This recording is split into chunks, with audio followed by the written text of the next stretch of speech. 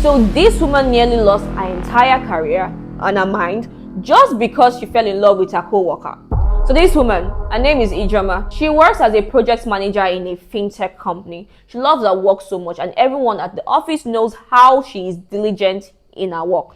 She has these two friends, Chidima and Tokwe, who acted so much like her sisters. They ate lunch together, went for Friday night drinks together, and even had inside jokes about their bosses. Outside work, her mother has been disturbing her to bring her husband home. She keeps reminding her of her mates who have gotten married and constantly telling her she is old enough to have a child now. That's when Tunde came along. This guy has been transferred from a sister company in Abuja to Lagos. The moment he stepped into the office, people noticed him. He was obviously good looking and had everyone curious about him. The funniest thing was that he had slid into Ijeoma's DM a year ago, but she totally ignored him because she was going through some family drama then, and now he was right there at her office. At first, it was small gestures. He would bring drink after a stressful meeting, crack jokes that made her laugh even when she didn't want to, and he always offered to drive her home. Her friends noticed and started pushing her. They kept telling her to give him a chance and that he liked her. They even tell her that office romance isn't bad. Against that better judgment, Ijeoma gave in, and at the start, it was sweet. She would travel often for work, but whenever she comes back, they spend time together, sometimes at her workplace, another time at his place. She thought she had found something solid, but she wasn't prepared for what happened next. She was out of town for a project in Abuja when her friends started calling. They keep telling her that they think he is cheating on her. They tell her that there's this new intern he has been getting really close to. They both go out for lunch and they are always together at the office. But Ijeoma doesn't believe. She trusts her boyfriend, so she tells them he won't do anything to hurt her. Then she decides to confront him about it, but of course he denies everything. He tells her that she's the only one in love and she doesn't need to listen to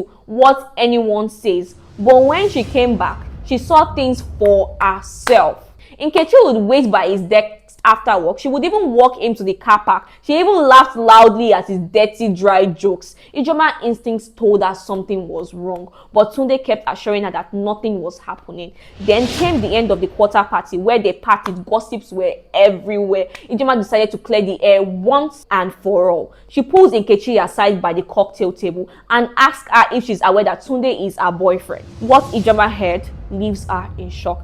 Nkechi tells her she's not aware. Nkechi tells her that Tunde only said she is his boss and more like a sister to him. Then the worst happens. A few weeks later on National Boyfriend's Day, Ijeoma posted a subtle picture on Instagram. It was nothing too loud, just his wristwatch showing the one she bought for him with an emoji covering his face. Within minutes, her phone rang. Tunde was angry. He tells her to take the picture down. He accuses her of wanting to spoil his reputation. He was shouting so much that she didn't even argue. She just took it down. From then on, Tunde started claiming he needed space. He complained about his mental health. He became scarce, and whenever Ijeoma presses him, he told her she was stressing him. Meanwhile, Nkechi was openly visiting his desk, laughing loudly, walking with him like they were together officially. The office noticed and everyone was gossiping about it. Ijeoma was so broken that it started to affect her work. She started making mistakes at work and missing meetings. That was when she turned a detective. She began to dig quietly. A casual chat with the security guard one evening confirmed it all. It tells her that he keeps seeing Tunde go out with Nkechi all the time.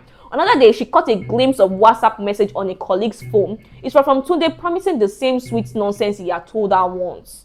She kept digging until she discovered the most shocking news. It wasn't just Nkechi. There was also Fumi from accounts, and both of them had been fed the same lies.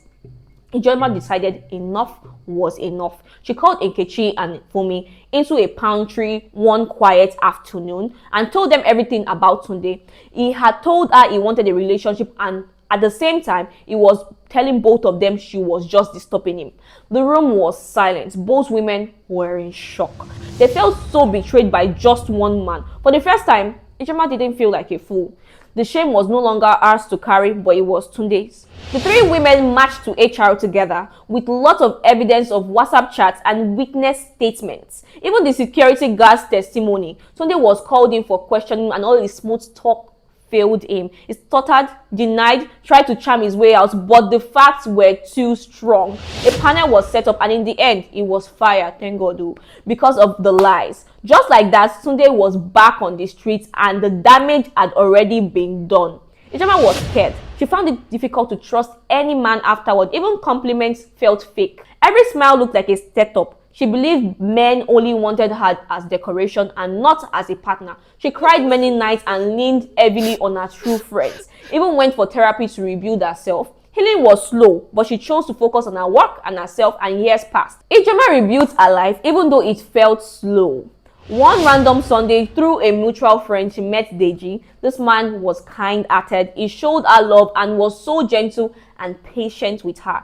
It took time for her to let her guards down, but eventually she did. When she walked down the aisles years later, looking radiant in her wedding gown, surrounded by friends and family, she knew the storm was finally over.